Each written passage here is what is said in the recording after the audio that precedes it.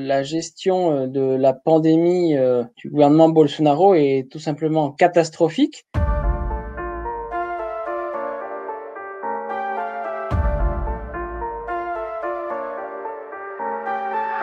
Alors oui, la situation épidémiologique au Brésil est très préoccupante, hein. C'est l'un des grands foyers mondiaux actuellement, avec une très forte mortalité. Non seulement le gouvernement ne prend pas les mesures qui s'imposent, mais en plus, il essaie de bloquer toute initiative des pouvoirs publics et notamment des collectivités locales qui, elles, essaient de réduire le développement de la Covid-19.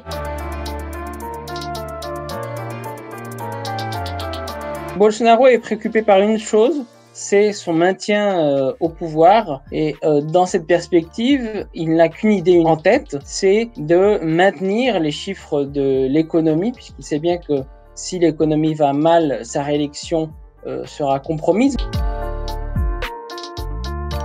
Près de 60% des Brésiliens n'approuvent pas l'action gouvernementale.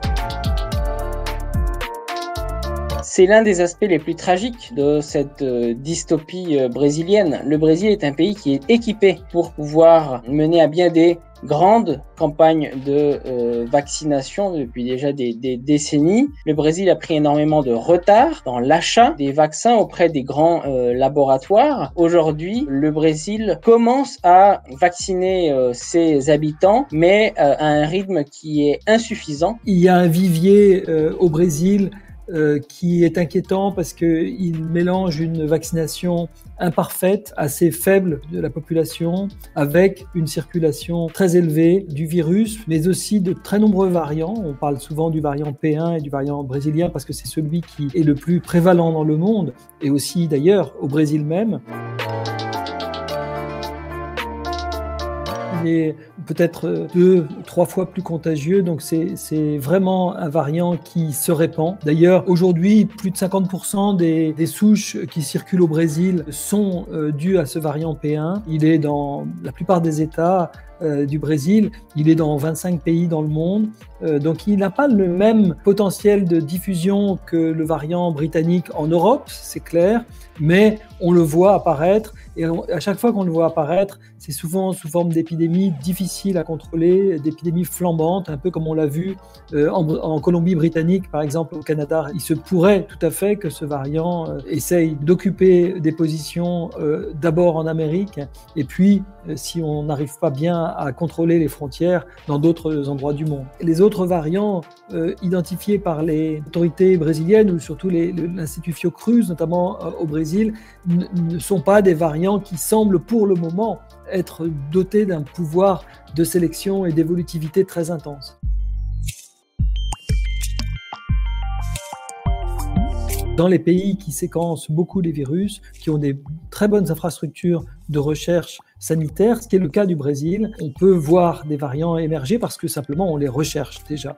Mais aussi, ces variants émergent dans des pays où la circulation du virus est très intense. Il y a plus de 90 variants identifiés au Brésil parce qu'il y a une activité très intense de réplication virale, de circulation virale. Ce qui serait plus inquiétant, c'est que de nouveaux variants encore plus loin de l'efficacité du vaccin puissent émerger et puissent éventuellement devenir prédominants un jour en venant du Brésil.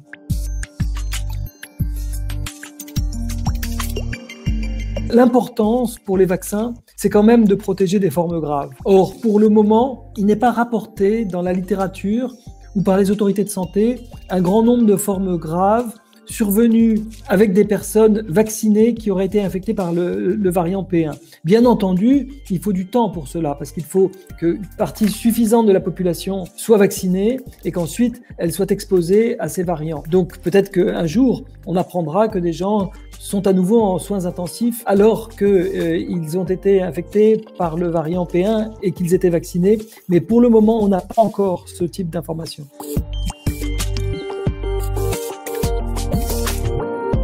Ça représente un risque. Ce que l'on peut voir, c'est que les pays les mieux armés contre ce risque, ce sont ceux qui ont à la fois une épidémiologie très maîtrisée, une très faible circulation du virus sur leur territoire et une politique vaccinale qui permet de protéger le plus possible leur population de ces variants et de ces virus de façon générale.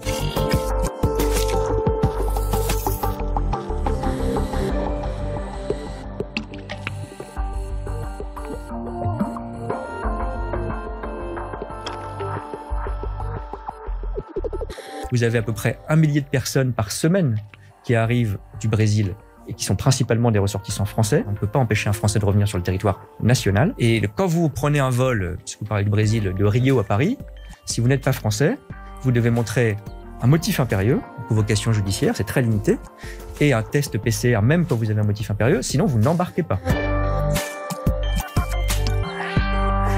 Quand on voit ce que font les pays qui réussissent bien ce type de manœuvre, ce sont l'Australie, c'est le Japon. Au Japon, c'est simple, vous devez avoir un test en effet négatif et si vous avez un test négatif, vous devez vous mettre en quarantaine et aller vérifier la quarantaine. Vous avez des amendes très élevées si vous violez les quarantaines. Je pense que ce type de disposition serait de nature à bien mieux sécuriser nos frontières. Au jour d'aujourd'hui, un test PCR peut être faussement négatif, les gens peuvent être asymptomatiques et diffuser le virus et on n'est pas à l'abri à ce moment-là d'une reprise, comme vous l'avez dit, de circulation du virus et des nouveaux variants, notamment du variant P1, à cause de cela.